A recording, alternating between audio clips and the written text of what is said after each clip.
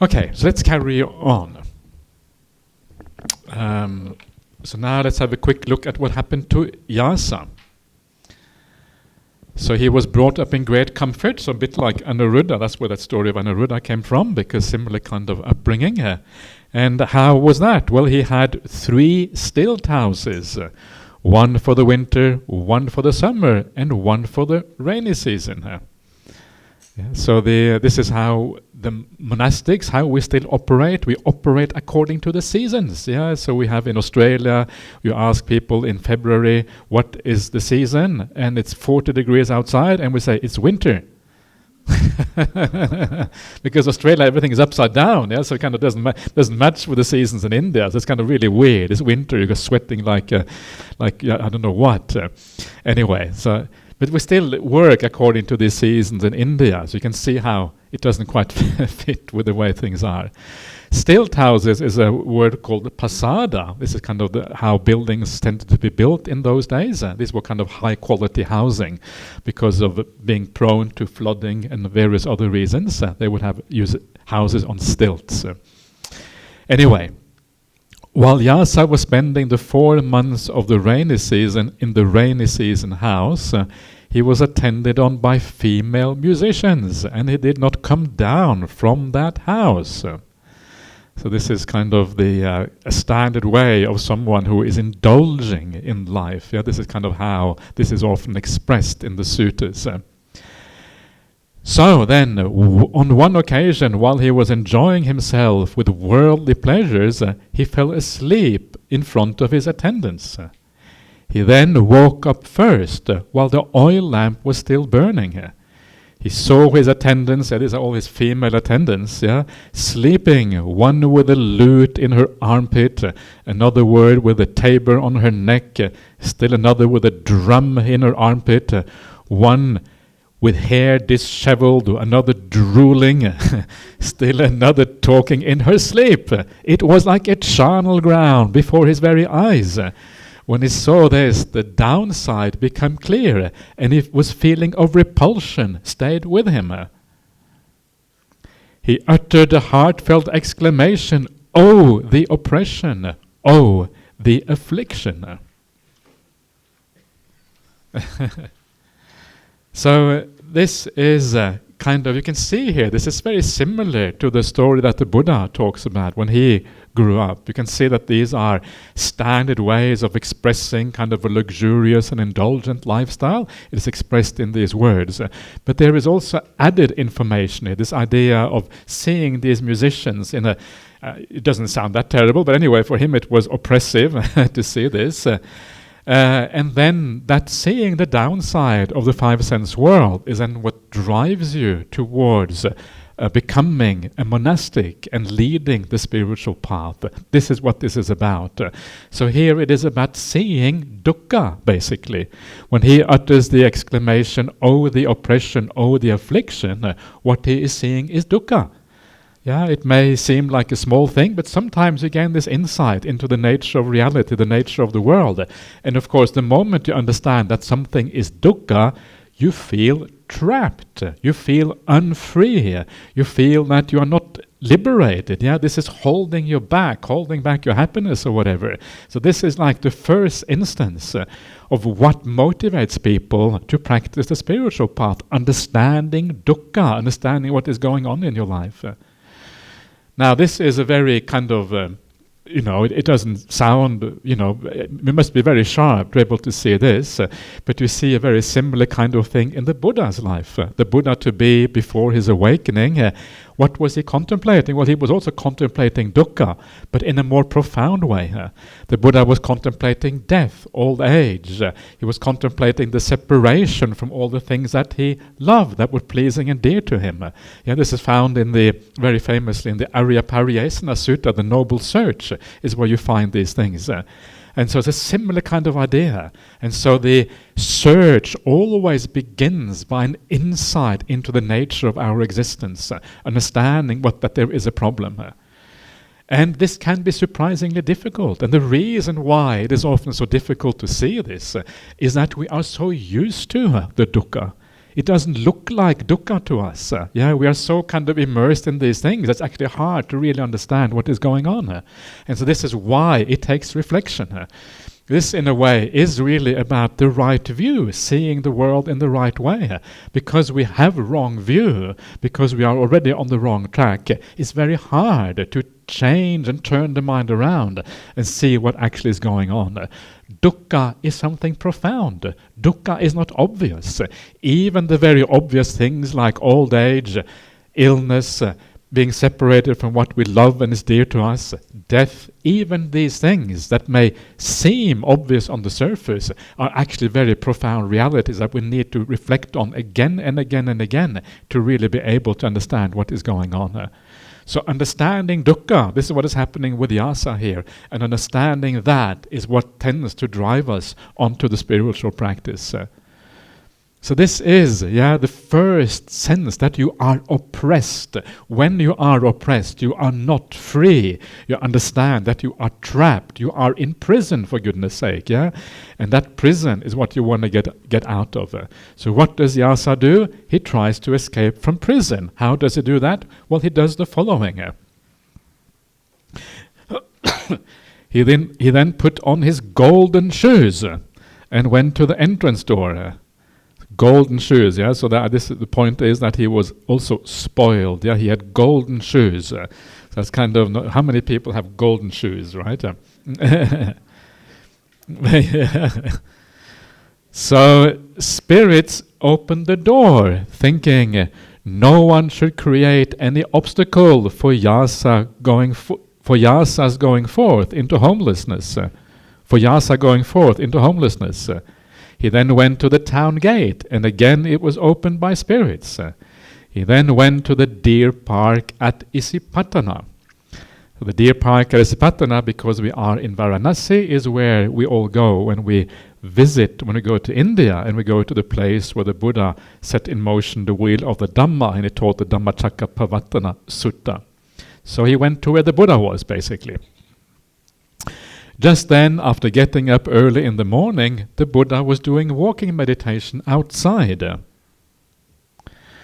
When the Buddha saw yasa coming, he stepped down from his walking path and sat down on the prepared seat. As he was getting close to the Buddha, yasa uttered the same heartfelt exclamation, "Oh, the oppression! Oh, the affliction!" Those dancing girls must have made a big impression on yasa. He was going around saying this all the time. The Buddha said, "This isn't oppressive, yasa. This isn't afflictive. Come and sit down. I will give you a teaching." Thinking, apparently this isn't oppressive. Apparently it's not afflictive. Excited and joyful, yasa removed his shoes, approached the Buddha, bowed and sat down. So this is like the beginning of that liberation. You find that there is a problem. You understand that you are not free. You understand that you are trapped by dukkha. And then you find someone who has the appearance, the ability to speak in a way that kind of leads you in a different direction, who shows you a possibility, a way out. And that takes someone who is inspiring. A Buddha can do that, because a Buddha has his whole mannerism, the way he is, the way he speaks, is such that it engenders that sense of faith and confidence right away. So you think, apparently this isn't oppressive. You listen straight away. If someone like that says they have a solution, you believe it. Or at least you think, wow, this is really cool. Let me check it out. You come forward, you sit down and listen. You know what it is like. There are certain people in the world who gain your attention very easily through the way they are, through the power of their Dhammic qualities. Ajahn Brahm has always been a person like that to me. I can sit down and listen to Ajahn Brahm, and often I just feel peaceful in the presence of Ajahn Brahm, because there's something about Ajahn Brahm, even if he just tells a joke, that is kind of profound. It is not so much necessarily what he says. Sometimes he says some very beautiful things. It's just a way of being that is very inspiring and amazing. So all the Buddha has to say, come, sit down, I will give you teaching. That's enough if you have those qualities. Just seeing an arahant in the world is a great blessing here. The Buddha then gave Vyasa a progressive talk on generosity, morality, and heaven, on the downside, degradation, and defilement of worldly pleasures, and he revealed the benefits of renunciation. When the Buddha knew that Vyasa's mind was ready, supple, without hindrances, joyful and confident, he revealed the teaching unique to the Buddhas. Suffering, its origin, its end, and the path. Just as a clean and stainless cloth absorbs dye properly, so too, while he was sitting right there, Vyasa experienced a stainless vision of the truth. Anything that has a beginning has an end. So this is what happens when you meet the Buddha. This is how it teaches, and this is called the progressive, one of the ways called the progressive talk or a progressive teaching. There's also the gradual teaching, which is slightly different, and is always described in the same way. It starts off with generosity. Very interesting that generosity comes first. And it says something about the importance of generosity on the Buddhist path, that it is there right at the beginning, together with all the other important aspects of the path. Generosity is mentioned in this way. That's very powerful, and it shows you that this is a very important aspect of Buddhist practice. And so then the Buddha takes you through these things, beginning with that. Then morality. Then heaven. You can see stage by stage, leading you through this. Heaven, of course, being the result of doing the first two things and the happinesses of heaven. Then he goes beyond heaven by showing the downside of the ordinary pleasures of the world. The degradation, the okara. Okara means it kind of puts you down. It makes you less. The defilement of these things, the sankilesa, downside, I think is adinava here. I can't not something like that.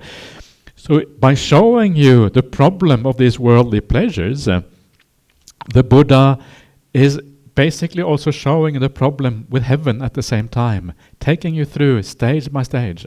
And because the worldly pleasures have these downsides, renunciation has a great benefit, because of renunciation, not only do you give up the things that have a negative aspect to them, but it also allows you to develop new and higher qualities. So when it talks about the benefits of renunciation, included in that is samadhi. Included in that is the whole idea of meditation practice, satipatthana, samadhi, and all of these kind of things. So here you see the whole path in brief, starting with generosity, ending with samadhi. This is the Noble Eightfold Path for you right there. Then, when your mind is ready, free of hindrances, joyful, right? Joy is one of the awakening factors. You should feel joy in the mind. It's a very important aspect of the idea of awakening. That's one of the things that makes awakening such a wonderful thing. Only then, after samadhi, when your mind is pure, bright, and joyful, then you reveal the real teaching of the Buddha, the Four Noble Truths. And if you are ready at that point to gain insight into that nature of reality, the dukkha, its solution, all of these things, then your mind is transformed. That is the moment of sudden awakening, gradual, sudden, bang. Now you become a stream enterer. This is what is happening here. This is what happened to Vyasa. So, he experienced the stainless vision of the truth. This is the Dhamma Chaku. I've translated the vision is the Chaku, the eye, and truth is here a translation of the Dhamma. Seeing the Dhamma means seeing reality. It's like seeing truth, basically. Anything that has a beginning has an ending. Yankinshi samudaya dhammang sabbang tang nirodha dhammang ti. Is the Pali for that. The beautiful idea. Whatever has the nature to arise has the nature to end. Anything that arises in the world that comes to be must come to an end. And that shows you basically the impermanence, the uncertainty of the world, that there's nothing worth holding on to, because there's nothing in the world really lasts. And every time we hold on to things, every time we attach, every time we crave for the things in the world, we are asking for suffering. There's only one way out: to let go. That's why you have that insight at that particular point. So, that is a good place to stop. So I will stop there. So let's just have a few more questions or comments, if you like, before we go down for lunch in a few minutes.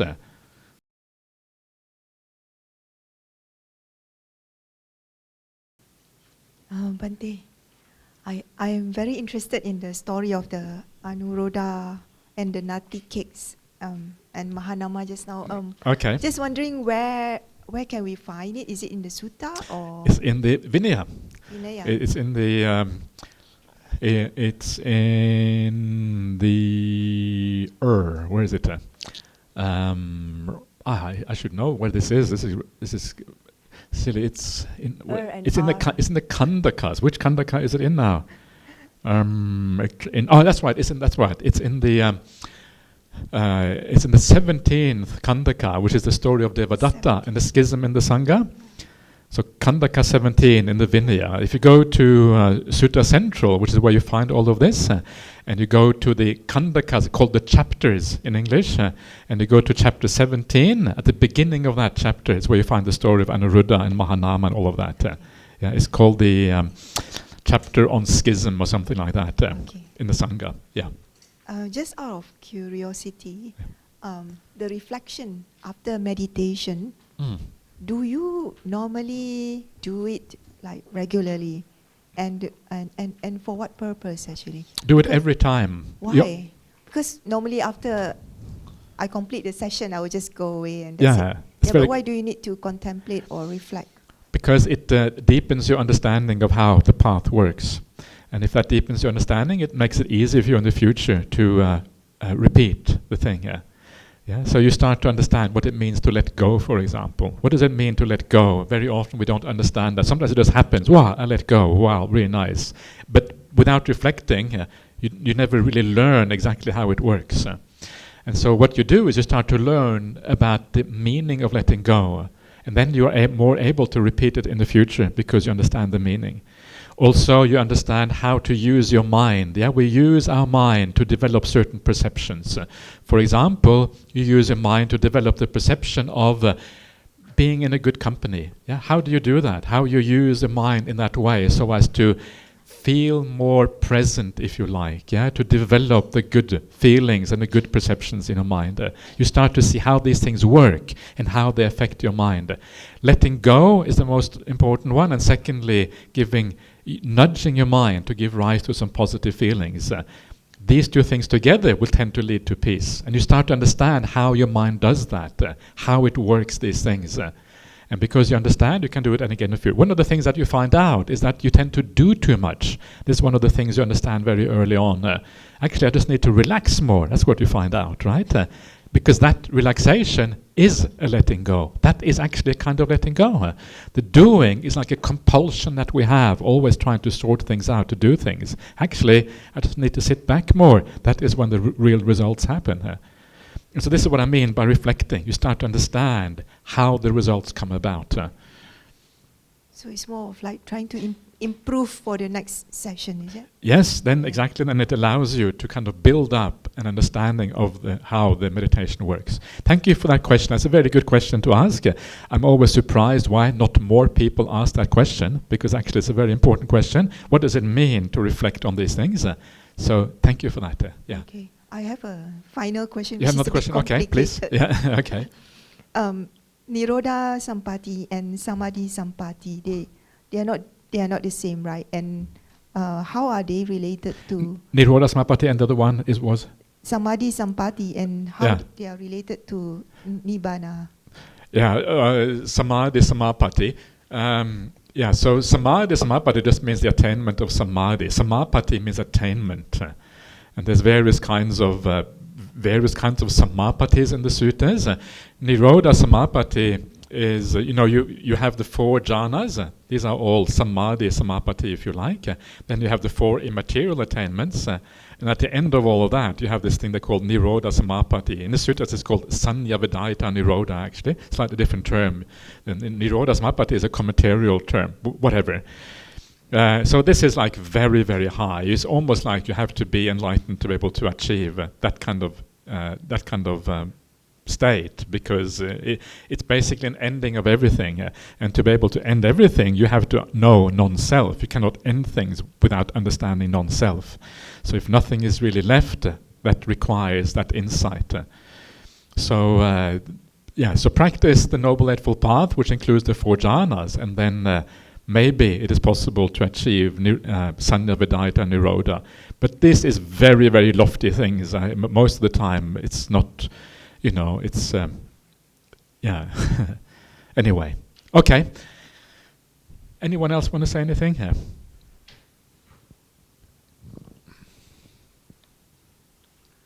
Ajahn, I don't remember reading the Natikek story in the Mahākhandhaka. Where is it from? That's true. Where is the Natikek story? It's probably one of those stories from the Dhammapada commentary or the Jatakas or the commentary, something like that. I'm not sure exactly where it is. It's somewhere else. You're right. It's not there. Yeah. I just add it for effect. That's all. Yeah. Yeah.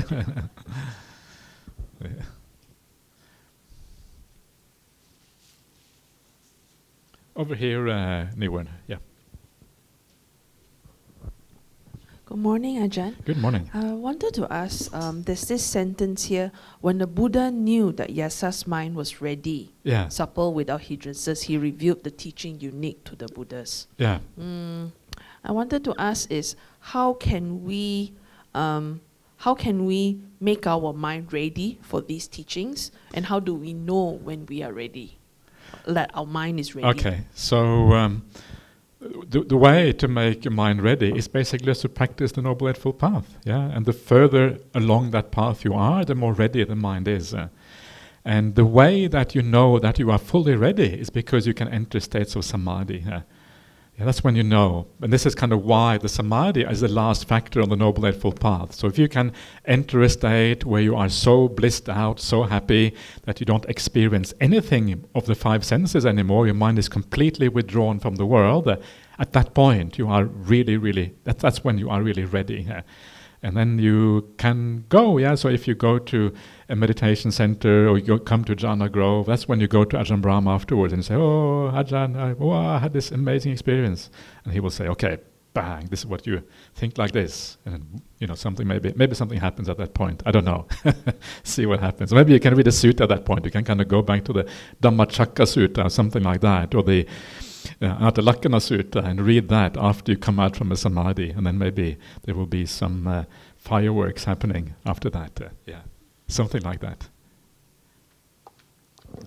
Okay, everyone. So I think time has come for lunch. Bobby mentioned that today we're having lunch 5 minutes earlier than yesterday. And those 5 minutes are now. So please have a nice lunch, everyone. We'll see you back again at 1:30, Bobby. 1:30, we'll see you back again up here. So, okay.